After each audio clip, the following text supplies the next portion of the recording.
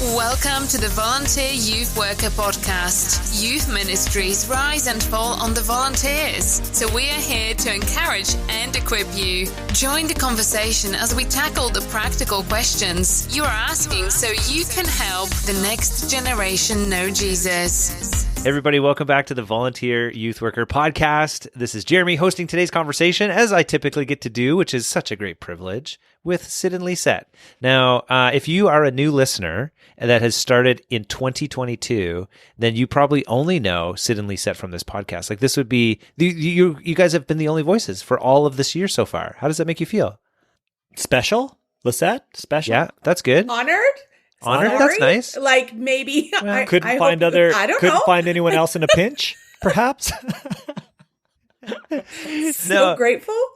Helpful actually to articulate to people how we actually come up with these podcast conversations. So the whole point of this podcast is to equip volunteer youth workers. So if you're volunteering, you got a small group, this isn't your vocation, but you graciously invest in the spiritual lives of teenagers. We are so excited about you, and we want to answer the practical questions that you ask. So when we go and we think, okay, what are some of the questions? And then we'll search for experts. We'll search for different people that can, speak to that kind of thing. We got lots of different people on over the last couple of years from some great churches. But honestly, Sid and Lisette, when I think about making the most of our program, I think of you guys. And you guys have got strong thoughts, obviously. And you've also done some great ministry, but you're bringing both your personal wisdom and the wisdom of the great people you get a chance to work with to help us out as we think about our specific environments that we're volunteering in and how we can make them a little bit better. So I don't know. I didn't plan that encouragement, but I hope that was encouraging. Is that helpful? Bro, I'm feeling so good. I'm taking that in. In this season, we're taking it in. Yeah, thanks for that. Take it in. Now, and we've mentioned this the last couple of weeks, but we did introduce Sid and Lisette a little bit more like way back at the start of January, so you can listen to that episode to get more details on them. But let's just assume that they're reasonable people that you should listen to, and let's jump into this idea of connecting outside of program moments. Now, Sid, I'm going to start with you because you've actually worded it this way. You've talked about this to the youth workers that come to like our events. Our organization will host conferences and train volunteer youth workers. You've talked about it in this way with some of the churches that we actually work with. When you say connections outside of program moments, what do you actually mean? Yeah, that's awesome. When I'm thinking about that, I'm thinking about having some type of personal connection with a student outside of like the design time in the week that the youth ministry has created for the youth ministry.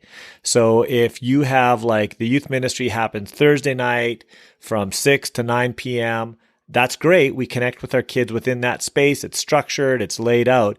But when I'm thinking about connecting with a kid or a student outside of program moments, I'm thinking about any type of connection that happens beyond and outside that boxes. And it could be on multiple different types of platforms in lots of different types of environments.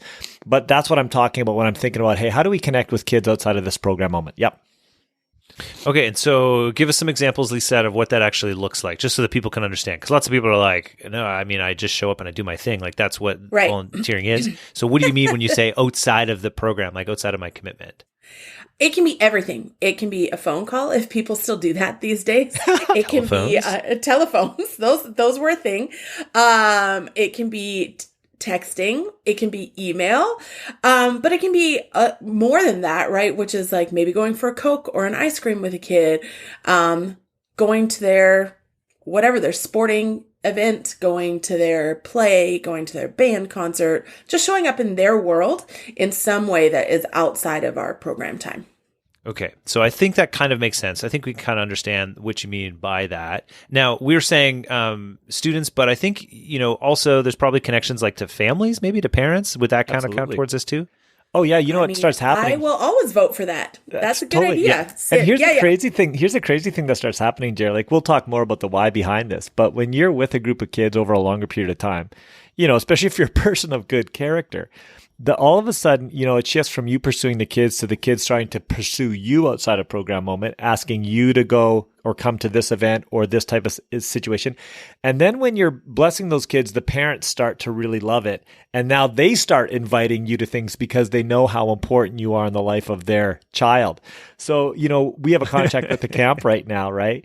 And all of a sudden, I'm just thinking of some of the funny, awkward like events that I've gotten invited to that I took that I thought this was so nice, but like whether it was like, oh, we're having like this. I mean, graduation parties is the classic one. Yeah. You get invited to, but even like, oh, we're having this family event and we'd love like the youth pastor to drop by or like the youth worker to drop by. And I'm like, I don't know if you've thought this through. Like, do you just like that? I'm like, maybe I'm fun to be around. I'll take that as a compliment, but. I've gotten invited to some fun things from families, which is great. I think that is a win. It is. And we get to just invest and be a part of it. I think one of the ones I heard of camp was when camp counselors started getting asked to Zoom in for their child's birthday. Would you Zoom in and say hi to my kid on their birthday because they love their camp counselor so much? And I thought, oh, that is like really cool. Now, Lisette, you and I have both been parents of teenagers in our many years. We would actually invite the small group leaders over for supper. We tried it like once a month for a while or different things like that, just so that we could get to know them. We could, they could hear from us, and we just wanted to be able to tell them how much we appreciated them. So again, depending on the situation of the environment, outside of program moments can look like a lot of these different things, when we're thinking about that. All right, Lisa, give us a quick why this is important, because we're going to tell people how to do it, but I'm sure there's lots of people that are like, that's a lot of work. Like, why even bother with it? So many reasons. I just think there is something about showing up in a kid's world that invites or allows them. Wow. Let's see if I can English today. Showing up in a kid's world. Okay, you gather your thoughts. Really great. Listen, I've got a great idea. We'll come back to it. And here's why I think Lisette's been showing up outside of program moments for the last week. Tired. And I think it's important to talk about the why because like this whole series that we've been doing has been making the most of your program. Exactly. And so we were actually saying, well, even when your program's done, your role as a youth worker doesn't actually have to be done. No. Like you can still actually do important ministry outside of the moment. So why is that important? Well, and here's what happens with the kid, you guys. I think this is what takes place in their mind. When we only meet with them inside program moments, that's cool. Like that's important. That's great. Kids appreciate that. That's wonderful. When we connect with a kid outside a program moment, it actually begins to say to that young person, you're more than just a program to me.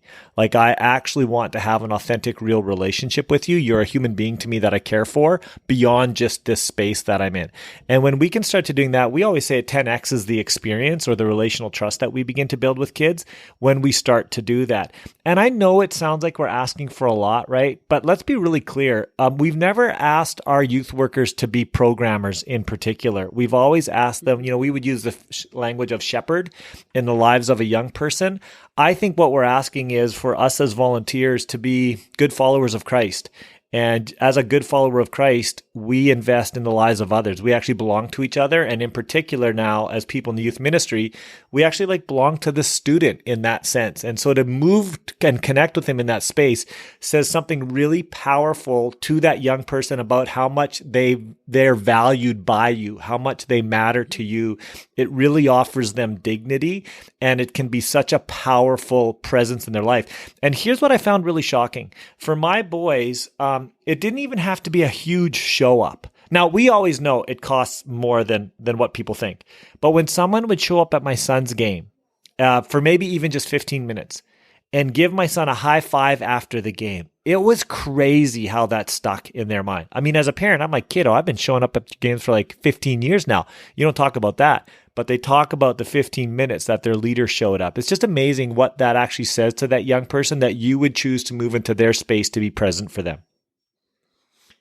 Well, and I think it reminds them too that like faith is a holistic thing. Faith isn't just a Sunday or a program thing, right? Faith is everywhere. So you remind them like, hey, I care about you and the God in you when I show up everywhere, right? And like that same, that God is at work and all those things. And I think I used to say to my team all the time, like, you have to show up for the unimportant to be invited into the important. And that kind of makes it sound like this stuff is unimportant. And I don't mean it that way, but it's low key. It's low pressure in a lot of ways, but it means the world. Like I saw that in my own kids and in other kids, right? That 10 minutes of just being like, I saw that, says everything. And then you must care about the whole person. That's what you're telling them. So then when it gets hard, when it gets difficult, you're a trusted person to be invited into that. Yeah. And you know what, Lisette, I think the other thing about that when I think about it too, you guys, is if we really believe that faith is modeled, like we pass on faith by modeling faith, I think it's really important for our kids to see us outside of that program space as well. Now, we can put on a front, and to some degree we should be socially appropriate in the spaces. But when they get to see us in these different environments, they can see a level of authenticity that they might not be certain about when it's simply in that program moment. And my wife used to do things, I know we'll talk a little bit about the how, but my wife used to do things like, man, I'm going for groceries, so I'm just going to give a couple of kids a call and say, hey, I'm doing groceries. You got an hour? Why don't you come hang with me while we do it? And they were in, made it fun, grabbed bevies, but they actually saw Jen in spaces that allowed them to see and understand another level of authenticity when it came to faith as well. So they're so important, you guys. I just think they're so important. And you can never underestimate, I think, what that means to a kid's life, because what seems normal to us is, I remember the amount of kids that said like, well, I never saw my mom shop. And so they didn't even know how to grocery shop. Or the amount of kids that said to me like, you're the only family I've ever had a family dinner with. Come on. And to us, that was just normal. But to some kids, that isn't. That's not their experience. And it meant the world to them to see what a family looked like, And so I think we can never underestimate inviting them into our normal too. So good. Okay, so we've talked a little bit about what this can look like, about why it's important. Let's just talk a little bit about how to actually go forward with this. So, I mean, there's lots of people that are listening and they're like, yeah, I get all that. That's something that we do and that's a part of our practice. But there's a few youth workers, volunteers who are like, I don't know even how to get started with that. So what are some practical ideas that we've got for them? Yeah, I think that first of all, your ministry has to have a vision for this. So if you're a volunteer and you have a point leader in your youth ministry, I think it's really important that as a ministry, you've kind of been creating a vision or communicating a vision to the key stakeholders that are involved in the ministry. So as a volunteer, you're going to want to be listening for that. You want to ask your point leader about that. I'll give you a couple of examples what I mean by that. I think that at the beginning of the year, oftentimes a youth ministry will have an information time for parents. In that time, I think it's really important for a point leader, whoever that is to be sharing about what happens with program moments, but also the vision of the what and why and how about connecting outside of program moments as well. So they understand. So parents have this sense of, oh, that's why that's so important. That's why that kind of mentoring role, that space is happening. That's who this person is. And then also there can be a level of like safety for their parents because they'll know that in a sense, this is a part of the expectation of the program. The safety checks have been done. Plan to protect is being followed. There's accountability in what's taking place. So it feels like, oh, there's thought and strategy and safety that's all involved in this. So I think the first thing is making sure that kind of the culture of what's taking place in your ministry, that's being communicated.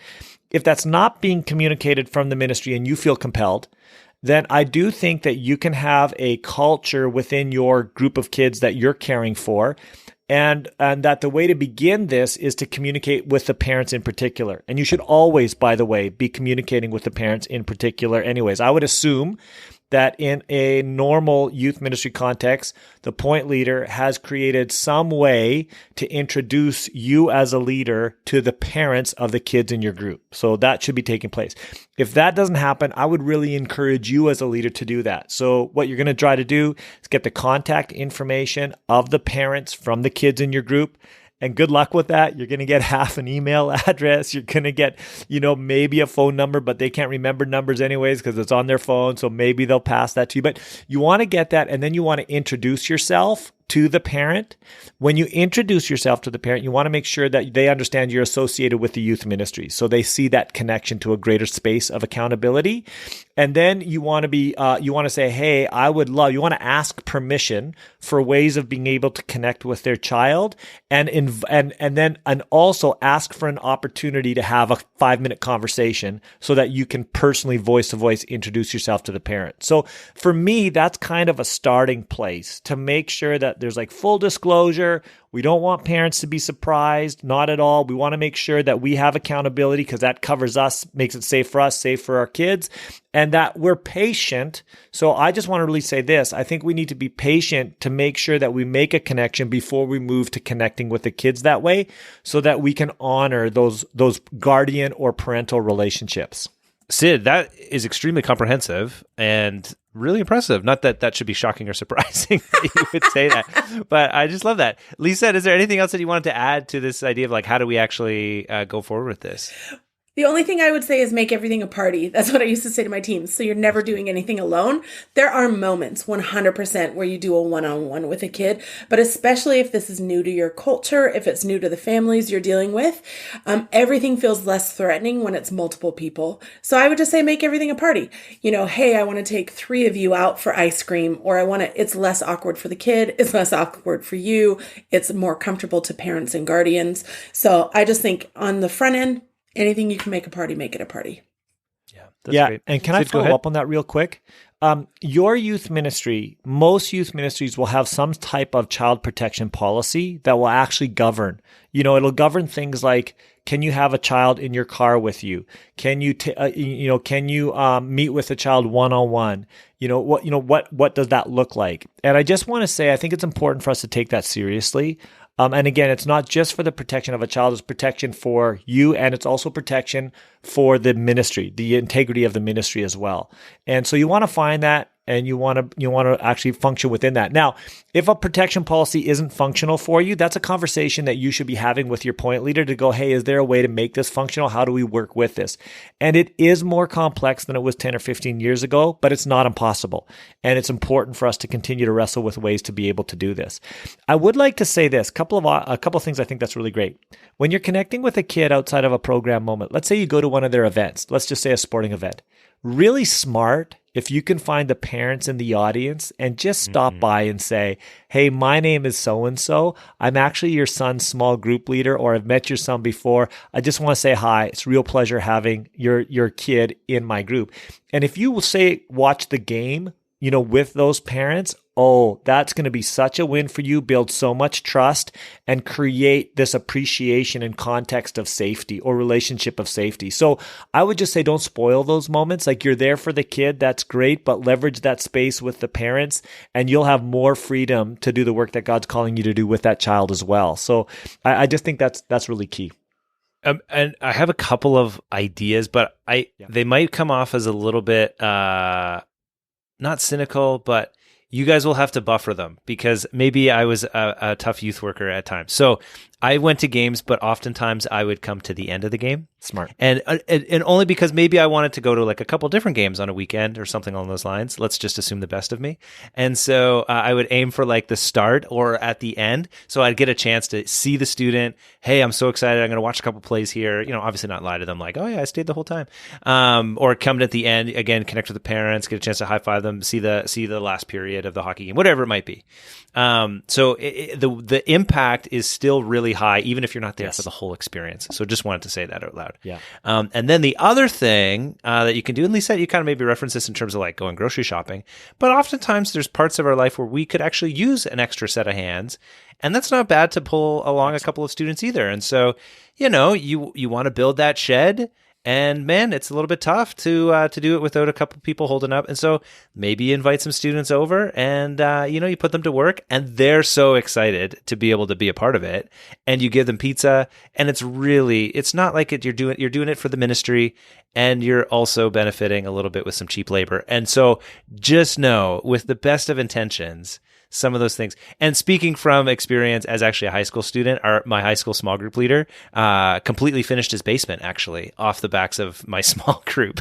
And landscaped his backyard too. So he got a lot out of us, and he thought it was great. And we thought it was great too. So absolutely, it was a win-win. And again, it's a space where they get to...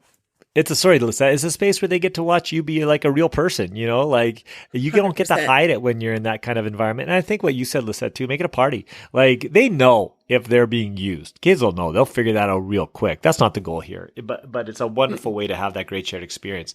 Lisette, you go, and then I want to talk a little bit about digital space too. Keep going, Lisette. Yeah. Well, I think to what you're saying though, too, Jer, is we all have a limited amount of time, right? And we recognize you can't always get to a whole soccer. If you're a parent and you're a volunteer youth worker, getting to some other kid's whole soccer game or whatever can just feel so daunting. But showing up for little pieces means more than you think. But inviting them into your world, like, you have things you're going to do anyway. So just invite a kid along. So it doesn't need to become a whole new thing. It can just be part of what you do. Jared, take us home, Sid. Yeah, just really quick. There's a couple of things I think you should consider. In principle, when you're connecting with kids outside of program moment, you want to kind of have awareness. So let's say your Plan to Protect does allow you to have a few kids in your vehicle driving from point A to point B. You want to make sure parents have given you permission to do that, and they know kind of what that time stamp is going to look like. So, hey, I'm picking up at this time. I'll be dropping off at this time. I think that's just good accountability and it's helpful for you. When you're going online, I think the same thing. We really recommend that you interact with kids online in spaces where you can have a permanent record. So I think that's great. So you can always look back and say, this is what was communicated. This is when it was communicated, et cetera, et cetera. I think that's helpful. I think group chats are preferable. Same thing online as offline. Like more is better than just one, if you will. And then I think there's time. I think there's boundaries, you guys. It's very hard for me to imagine where I think it's okay for one of my small group leaders to be interacting with one of their junior high kids after what, 9 o'clock, 10 o'clock?